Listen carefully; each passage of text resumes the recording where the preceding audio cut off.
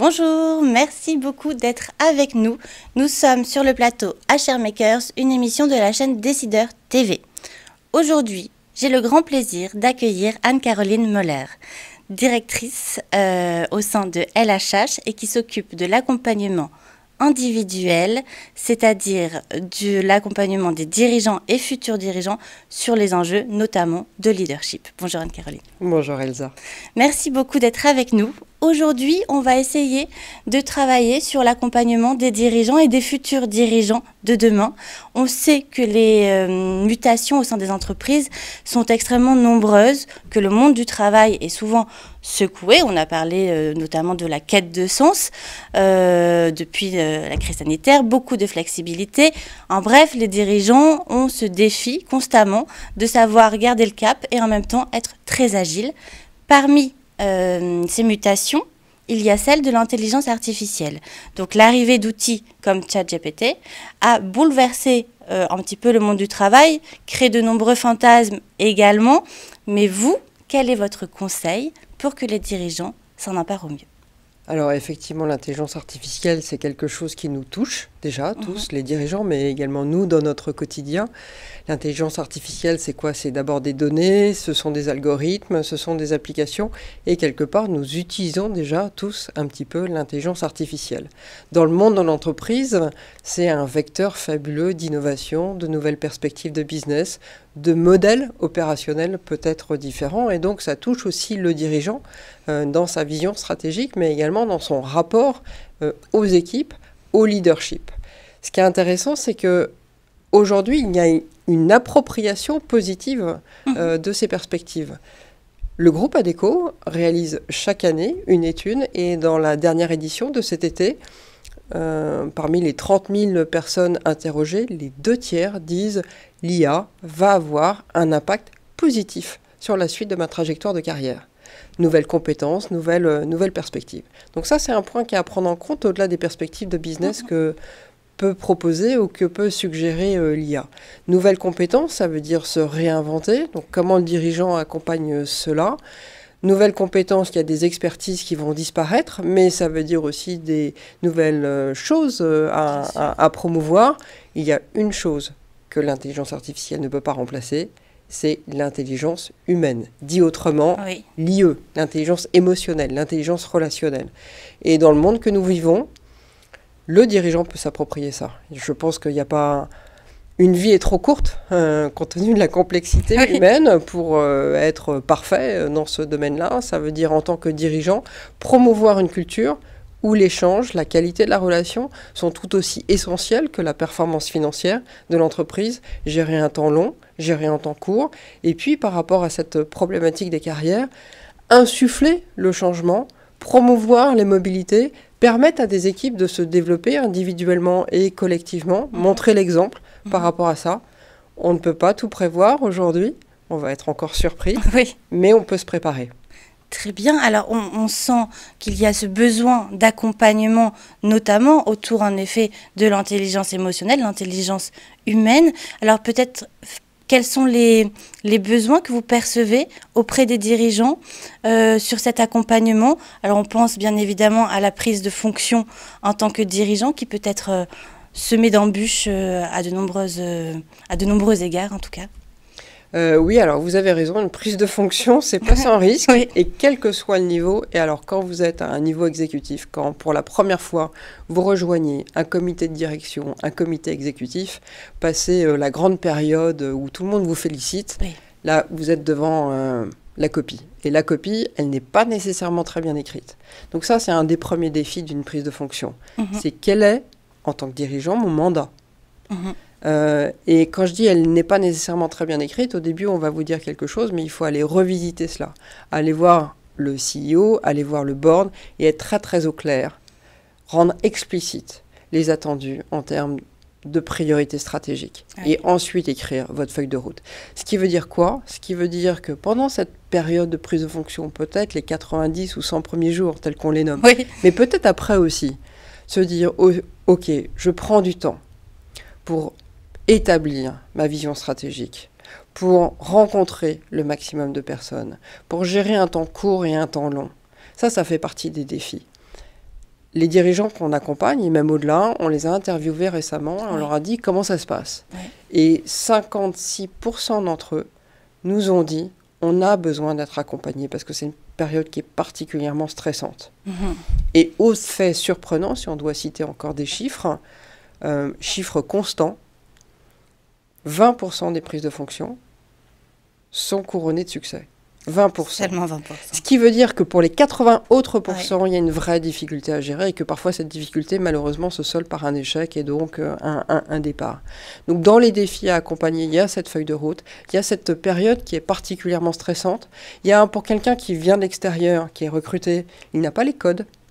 Il doit comprendre quelle est la culture d'entreprise au-delà des valeurs affichées au bout du couloir.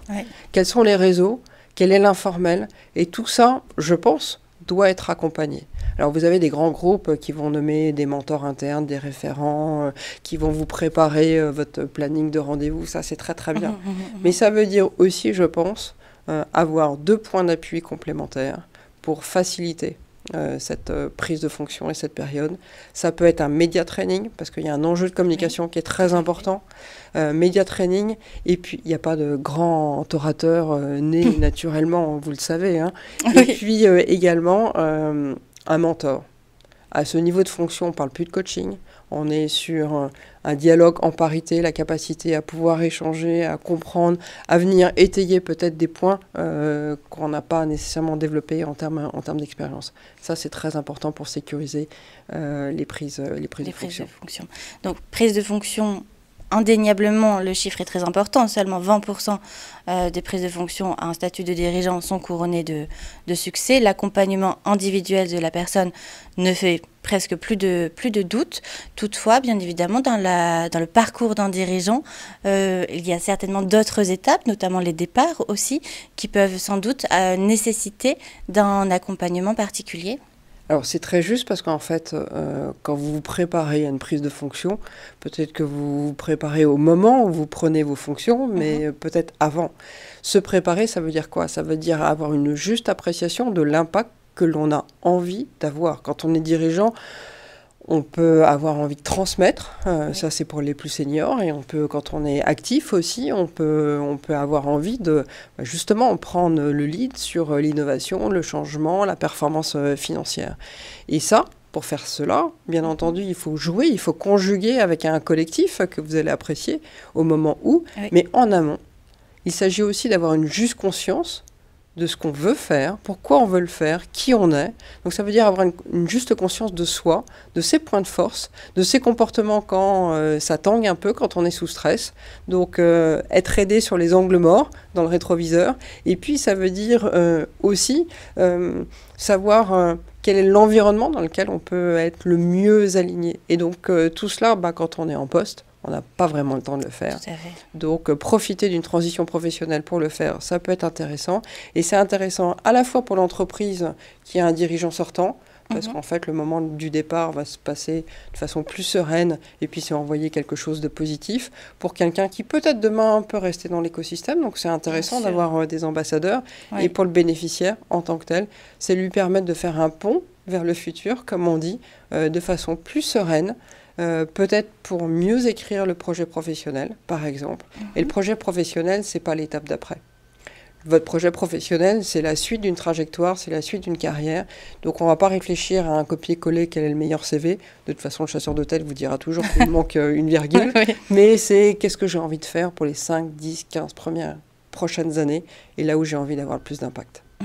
Alors, vous expliquez très bien cette conjugaison entre la conscience de soi, cette prise de recul, et en même temps ce besoin d'être vraiment au cœur d'un écosystème et de savoir y trouver sa place, donc en sachant bien justement percevoir les signaux du collectif alentour. Pour vous, l'outplacement, si vous devez le définir en 2 mots, ce serait quoi ? L'outplacement, en 2 mots, c'est l'accompagnement. Ce sont les services qui vont permettre à un dirigeant, ou ça peut être aussi proposé à un cadre, d'identifier d'où il part, dans quelle direction il souhaite aller, quels moyens, quelles ressources il va réunir pour être en succès, non seulement sur le point d'arrivée, mais également sur la suite de sa trajectoire.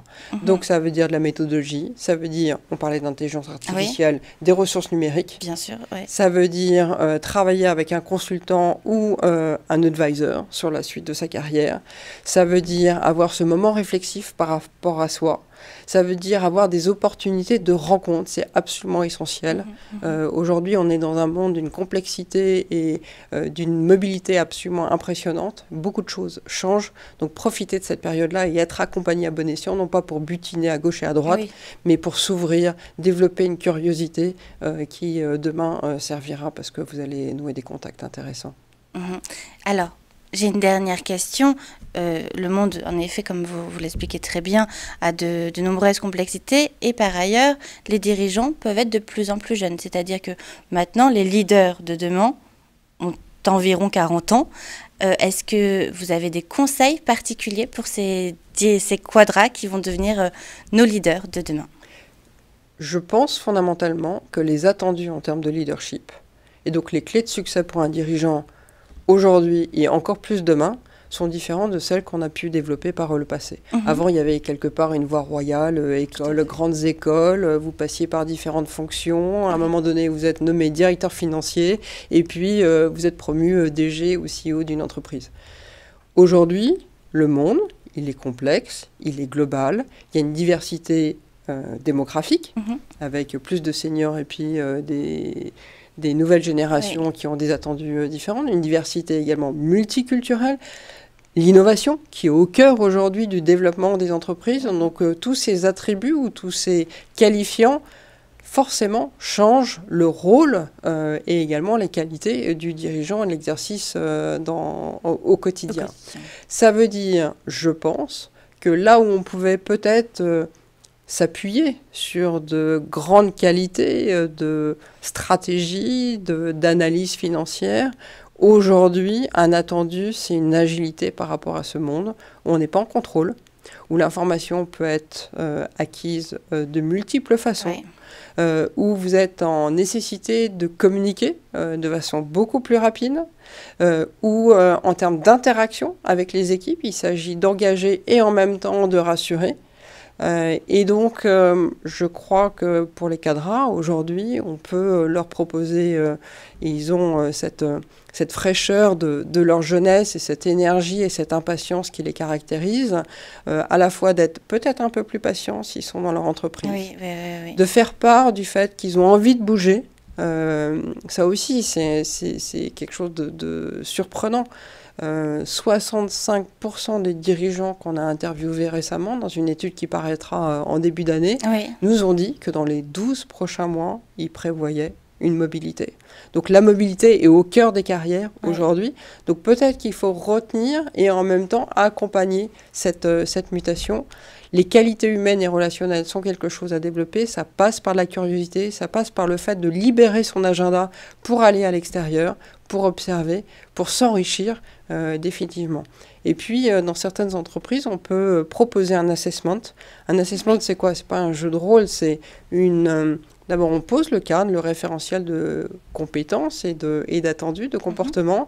Et puis, on va pouvoir évaluer comment un leader peut s'appuyer sur telle ou telle compétence, telle ou telle expérience, et puis quel est le chemin pour progresser, faire progresser l'entreprise. Ça aussi, ça peut être un moment intéressant à proposer si il est accompagné. Voilà. Il ne s'agit pas de faire un PowerPoint avec des grilles et qu'on va classer assez rapidement. Il y a un travail derrière à accompagner, je pense plutôt par des profils conseil, carrière ou des coachs, je ne sais pas comment il faut les nommer, mais qui sont à l'extérieur de l'entreprise et qui permettent aussi de libérer une juste parole. Merci beaucoup. Vous nous avez rappelé un petit peu les fondamentaux nécessaires pour l'accompagnement des dirigeants avec des termes clés, intelligence émotionnelle, bien évidemment la conscience de soi, la gestion du temps qui reste clé, qui l'est d'autant plus actuellement, et puis aussi, bien évidemment, la diversité, la curiosité d'esprit. Merci beaucoup, Anne-Caroline. Merci beaucoup, Elsa. Merci à vous et à très bientôt sur le plateau HR Makers.